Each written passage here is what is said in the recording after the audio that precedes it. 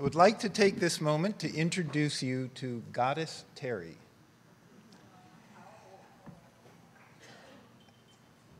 One of the things I was thinking as I was asked to do this memorial to Terry tonight was how few of you in this room probably know who she was. So let me just ask, how many of you know or interacted directly with Terry Beresford at some point? Not some of you, the lucky ones in the room. You can start the pictures. We're going to have pictures of Terry over her life kind of circulating as I'm speaking. Terry Beresford is someone who is almost impossible to describe. She died in April of this last year at 84 years old, having mentored more sexuality educators than you can probably ever count. If she were at a conference like this, one thing we could guarantee is that once all the formal sessions were over, she'd be sitting in the lobby, what we called holding court. And all of us would be sitting around her, listening to her stories, asking her questions, basking in her wisdom. I am one of those folks who was deeply, deeply blessed to have Terry enter my life. My very first day in reproductive health and family planning, and I mean that literally, my very first day at work at Preterm Center for Abortion Services in Washington, D.C., I was hired as the director of counseling. I walked in, and that first day, we were having an in-service for senior managers led by Terry Beresford. And I remember thinking that morning and the rest of that day, this is one neat lady. I would love to have more of her in my life, and little did I know. Over these last several years, Terry lived and died in Alexandria, Virginia, and I moved to Florida about 5 to 7 years ago. But I made a deal with her, and that deal was, Terry, I promise you, every month I'm up here, and I'm up here almost once a month, here meaning Washington, D.C. We will go out to lunch. We will schedule that lunch before I leave. And here's the best deal. If I pick your brain about anything related to my work, I'll pay for the lunch. If we just schmooze, then you pay for your own and I'll pay for my own. 85% of the time, guess who paid? At 84 years old, she still had the wisdom, the quick wit, and the ability to see through all the surface stuff that was going on and get right to the heart of what you needed to know. She was a consummate scarf wearer.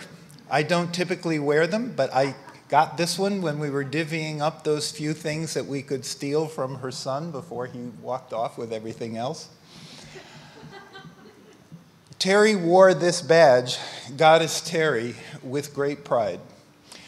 And her greatest achievement was to be denounced by the state legislature of Maryland, and I am not kidding, as the high priestess of fornication and the queen of smut.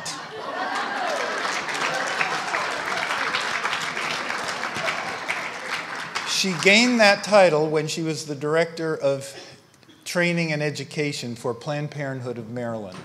And you will hear, Terry, when I'm done speaking, there's a 5-minute video clip that was done by the National Abortion Federation, and I'll explain that connection in just a moment, that has interviews with Terry, and you will hear her talk about consulting a lawyer about the time she was named the High Priestess of Fornication and Queen of Smut. I just recently saw a quote. I have no idea where it came from. I saw it on a billboard. And it said, "To be inspired is a joy. To inspire is a gift." And Terry gave that gift to more people than I can count. And there may be moments where I'm going to have a little trouble talking. Let me set context for you, particularly for your newer educators. Picture 1971, the first year after New York State legalized abortion. The very first freestanding abortion clinics were starting to open in the United States. One of them was in Washington, D.C.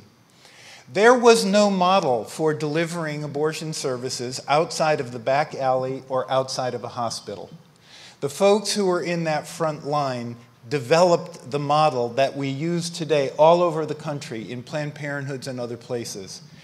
And Terry was the woman who said, we have to talk to the women we are going to be counseling to find out what they need from us before we go rushing in and offering them something. Now think about that. Talk about being client-centered. Let's start by talking to the people we're going to talk to and find out what they need from us. And what she identified, which is the model which she taught, which has become the gold standard model for pre-abortion counseling around the world, not just the United States, was you help a woman to understand what her choices are, you help her identify how she feels about those choices, and then you help her make the decision. And by help her make the decision, all you do is ask her questions, you do not guide her, and then hopefully she moves on. I will never forget her telling me the story of one of the women she was counseling that they were struggling because the woman just couldn't seem to get off the dime on what she was going to do. And Terry said they were sitting for a moment in silence, and Terry was great with silences. And she said, all of a sudden, a smile crossed the woman's face. And she said, I'm going to have the abortion.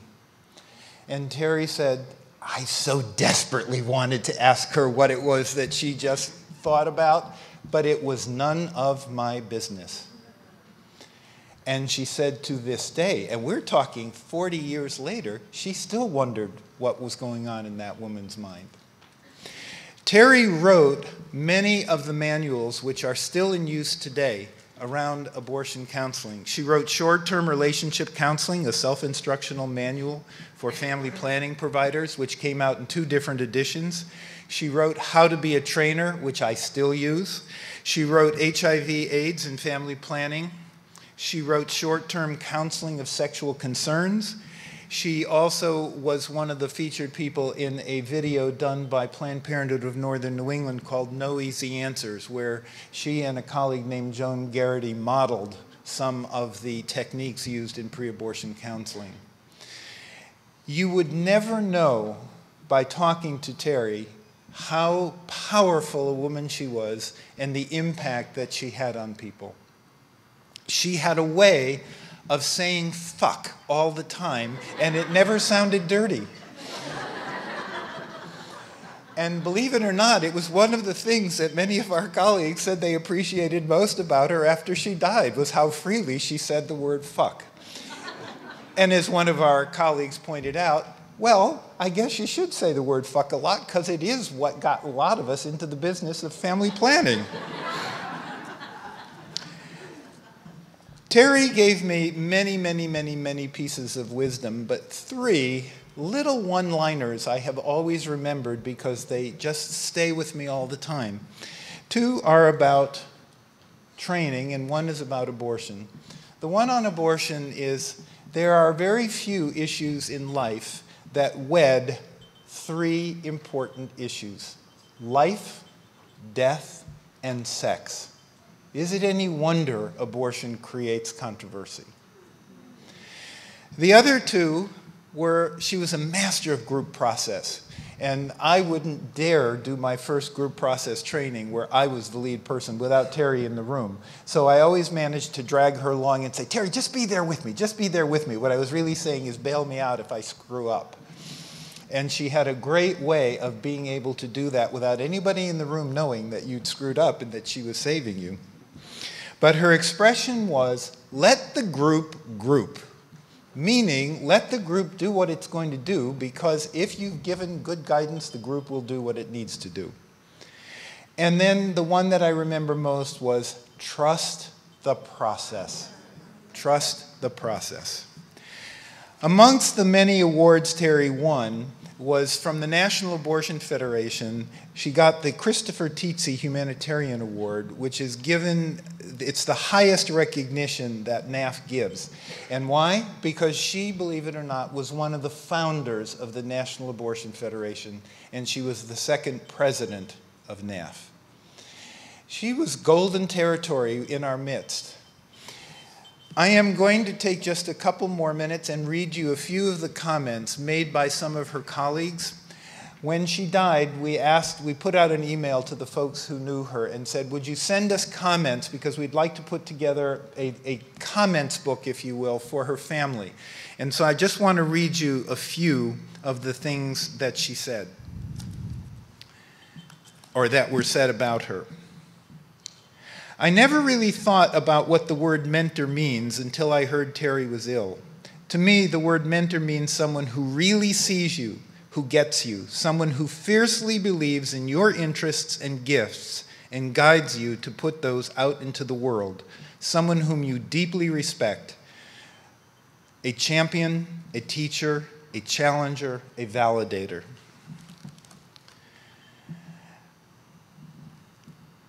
I was saddened to hear of Terry's death. Terry was an early mentor, guide, and supporter. When I became director of counseling at, this is not me, at Planned Parenthood Metropolitan Washington, she was the first person I called. I attended all of her trainings, read her wonderful guides on short-term counseling. She was wise and generous. I have lost touch with her over the last few years, but I cannot tell you how much knowing her and learning from her means to me. One of our Planned Parenthood colleagues had her out to their affiliate to do some work, and the comment was, the work Terry did with our management team during the 1980s transformed me. I was the education director and in my 30s, still exploring my own role as a leader. Terry modeled a style of facilitation that helped me and us gain insight into our process and feel safe knowing she was there and that we shared something and some challenging material. The strongest memory I have of her was a short conversation she had with me after one of our facilitated sessions. I don't recall her actual words, but the sentiment had stayed with me. She shared that she saw in me as having some very important insights and ideas, and that I was hanging back and needing to insert myself into the conversation when my ideas would be beneficial to the team. That was a wonderful piece of feedback and a challenge to me to become more bold. I will be forever thankful. And that's what Terry did. She saw in us, those of us who were lucky enough to learn from her, things that we will probably never know what they were. But when she saw them, she made it her business to nurture them. I personally owe Terry my entire career. She took over at Preterm when Preterm was 6 months from going out of business and being taken over by Planned Parenthood of Metropolitan Washington, D.C. Terry wrote the manual on counseling. She did not need a counseling director. But she saw something in me and decided throughout all the financial stuff that she was going to keep me on and make sure that I got transferred over to Planned Parenthood of Metropolitan Washington, D.C., which I did. And 30, 40 years later, here I am. Had she not done that, I wouldn't be standing here in front of you today. I would not be the person I am today. She was a gift to me. She was a gift to our field. I am going to now ask for the video to be shown. It's 5 short minutes, and then I want to read you a limerick, and I'll explain why at the very end. Thank you.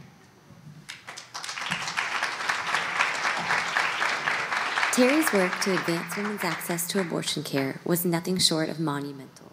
She was a pioneer in abortion counseling, and her work helped to ensure that women could access high-quality, compassionate abortion care in the United States.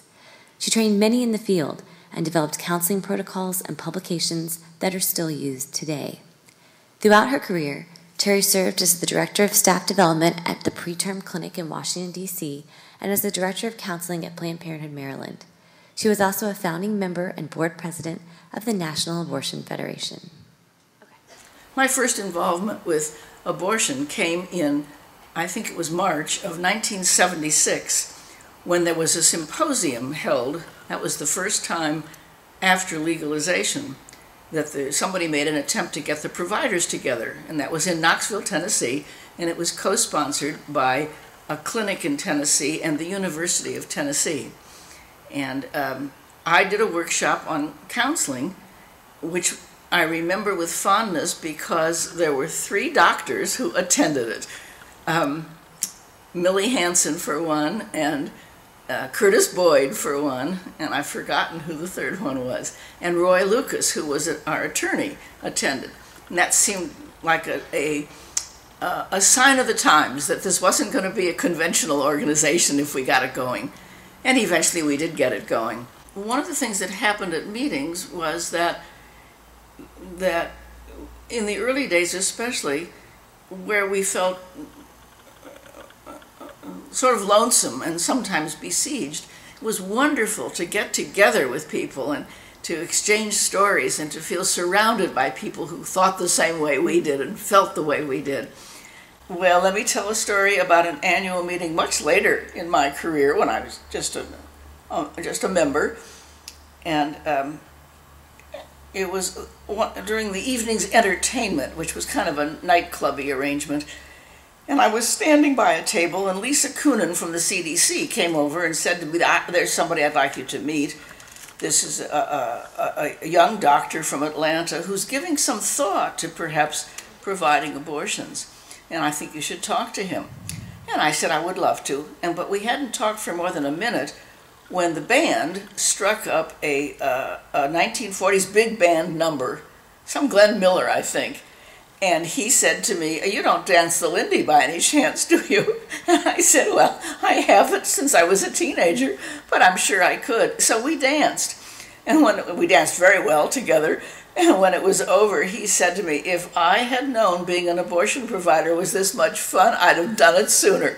And he did, in fact, start providing abortions. One of the annual meetings that I remember with fondness is the one in which I was the recipient of the Tietze Humanitarian Award. And it was given to me in a lovely little speech by Curtis and Glenna Boyd. And I was really surprised and speechless, and I cried. And when I stood up to receive the award, Curtis said, "I've been waiting for years to do something that would make Terry short of words and weeping, and now I've done it." But it was a wonderful award, and I have cherished it. Now, something that I also cherish that's very different is that I was denounced in the Maryland legislature by a lobbyist from Catholics for Life who called me the high priestess of fornication and the queen of smut. When my boss heard about it, he said, "Beresford, you must be doing something right." When I told my husband, his first reaction was to say, "I'm going to call this guy up and say, what have you and my wife been up to?" And then he said, "No, I think you should call a lawyer, and we'll sue for slander and give the money to the abortion loan fund." But when I called my attorney, he said, "Terry, you have to show your reputation was damaged." And what a reputation she had. Terry was truly an unforgettable woman who touched so many people through her wisdom, her humor, and her charm. As we honor her today, may we all strive to live a little more like Terry, who did so much for women and so enjoyed being deemed the high priestess of fornication and the queen of smut.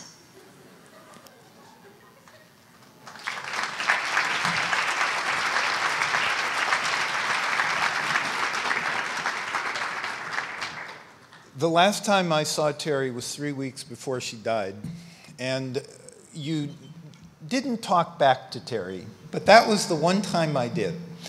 I said, "Terry," I didn't know she was 3 weeks from death at that point, and I said, "Terry, come on, I'm going to take a selfie of the two of us." She said, "You are not. I am not dressed to have my picture taken." And it's the only time I said, "Terry, I am taking the picture because it's for me, not for you." And she actually didn't fight me. And little did I know that would be the last time I would see her, and I cherish that picture. Now, over the next 2 weeks, as she declined very, very, very rapidly, we were talking about, I would like to call her and talk with her, but what are you going to say besides, how are you feeling? And what do you say to someone who's dying when you say, how are you feeling? So I then remembered one of the things Terry loved more than anything was limericks. And she was always telling limericks. And she would write them down and share them. And so I went online, and I got this whole slew of limericks. I said, I'm going to call her. This was the week before she died. And I'm going to just read her a whole bunch of limericks. So I called, and she said, hello. And I said, Terry, this is Wayne. She said, well, hello. And I said, I'm calling, and I don't have much to say. And then she interrupted, and she said, I really can't stay on the phone. I'm not feeling well. I said, okay, but I was just going to read you some limericks. She said, well, go ahead and read me one. And this is what I read. A gay chap who lived in Khartoum took a lesbian up to his room. I got that far, and Terry finished the rest. I am not kidding. A week before her death, unsolicited, she pulled the rest of that limerick out of her hat. And the rest of that limerick is, and they argued all night about who had the right to do what, with what, and to whom. On that note, I would ask you, let's just do a symbolic toast to Terry Beresford. Thank you, and thank you, Bill, for giving me this opportunity.